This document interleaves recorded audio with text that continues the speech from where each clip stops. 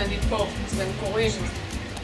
ההמלצה שעובר תהליך הקרנות זה לשתות הרבה, לנקות את הגוף שלך, וגם אתה מרגיש צורך שאתה רוצה כל הזמן לשתות. לכן אני הולכת כל הזמן עם בקבוק מים. תספר לי איך הרגשת אתמול שיצאת מהקרנות? אתמול הרגשתי טוב, יחסית. התופעת לוואי העיקרית כרגע היא חולשה, אבל הייתה לי מלחמה קודמת, כי הוחלט להקרין לי את כל המוח, ובניגוד לחשיבה התחלתית להקרין רק את אזור הגידול. ולמה הם שינו את התוכנית? הם שינו את התוכנית כי הם פחדו שהייתה זליגה של תאי הגידול לחדרי המוח. ובגלל שאולי הייתה זליגה, הם רצו להיות on the safe side ולהקרין על כל המוח. והלכתי ל-second opinion, והיא אמרה לי שהקרנה על כל המוח יכולה לפגוע בי קוגניטיבית. ואני לקחתי החלטה שאני לא מוכנה לקחת את הסיכון הזה. אני חשבתי אחרת, אבל זה סוג החלטות שצריכה לקבל בעצמה. קיבלתי את זה. אני חשבתי שהייתה צריכה לעשות את זה כמו שהציב לה מלכתחילה על כל הראש, וזה סוג ההחלטות שבן אדם צריך לקבל לגבי עצמו, וקיבלתי את ההחלטה שלי. ממה שהבנתי, באמת הסכנה הרבה יותר משמעותית עם חדרו תאים סרטניים למיקומים אחרים במוח, מאשר שאולי תהיה איזושהי פגיעה מהקרנות. כי פגיעה מתאים סרטניים היא יותר קטלנית, אפשר פגיעה אולי אפשרית מהקרנות שלא יודעים איך זה משפיע. הייתה התייעצות, לא כולם אהבו את ההחלטה שלי, אבל אמרתי שזה אני מחליטה, שקיימים שני מצבים מבחינתי. זה או שאני נשארת אירית, או שאני לא נמצאת. ובגלל ההחלטה הזאת, החלטתי שאני רוצה רק את אזור הגידול. לי היה מאוד קשה עם ההחלטה הזאת. ניסיתי הרבה טקטיקות.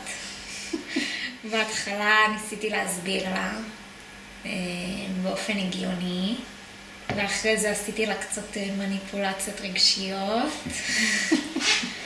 בכיתי ועשיתי קצת חרם וניסיתי כל מה שאני יכולה.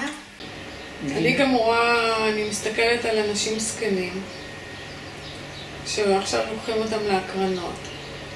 לא מחוברים בכלל לחיים. על כיסא גלגלים, שק תפוחי אדמה על כיסא גלגלים שסוחבים אותם מפה לשם. והילדים שלהם מוכנים לענות אותם ולקחת אותם כל יום להקרנות. אני לא חושבת שזה הוגן לעשות להם את זה. בדברים כאלה של בריאות, אז יהיה קשמי. ידעתי שאין טעם. הפגיעה הקוגניטיבית יכולה להיות קשה, שאני לא אוכל כבר לעשות שום דבר. לכן אני אומרת, אני מעדיפה, בגלל יש פה את הסיכון הגדול שאני אפגע, לבין הסיכון שאולי תאים זלגו לתאי המוח. בגלל הסיכוי שאולי תאים זלגו לתאי המוח, לא שווה לי לסכן את זה.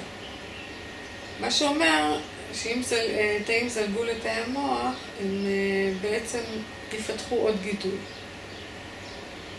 אז כשיהיה גידול אני אחליט מה לעשות. אבל לפגוע בעצמי עכשיו במודע, בגלל שזה כל המוח, הסיכוי הרבה יותר גדול להיפגע. אני לא מוכנה לקחת את הסיכונים. אז אתמול, אחרי שעברתי כבר 3 הקרנות של כל המוח, הקרינו לי רק את אזור הגידול, אז יצאתי רגועה מהבחינה הזאת.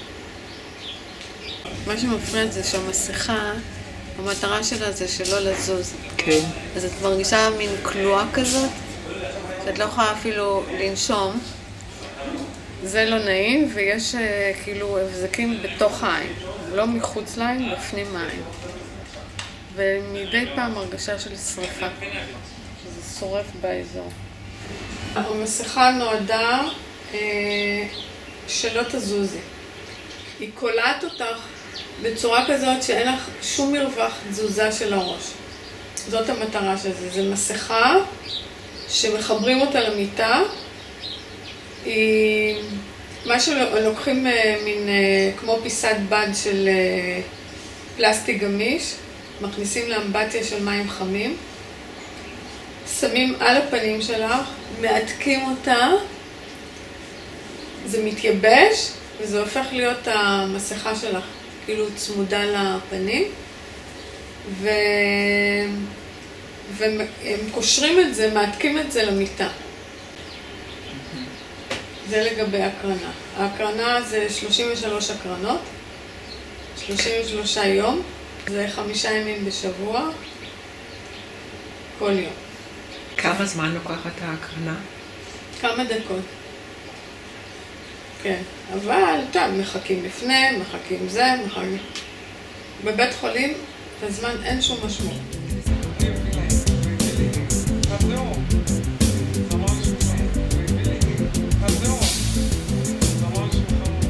את מראה המון אומץ בהחלטה שלך ללכת בכל מחיר או לחיים מלאים או לסוף הדרך.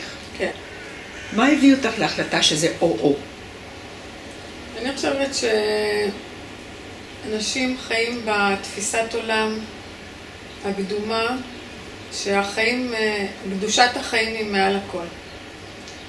והתפיסה שלי שקדושת האדם היא מעל הכל. זה או שאתה חי, כמו שאתה רוצה לחיות, או שאתה לא חי. והבחירה שלי זה שאם אני לא יכולה לחיות כמו שאני רוצה לחיות, לתפקד כמו שאני אירית מתפקדת, אני לא רוצה לחיות. ואני רואה הרבה אנשים שבעצם הם לא חיים, הם חיים, הם גוף חי, אבל הם לא חיים. ואני חושבת שזה אומללות, זה השפלה, זה כאב לעצמך, זה כאב לסביבה שלך, לאהובים שלך, וזה לא נכון לעשות את זה לא לעצמך ולא לאהובים שלך.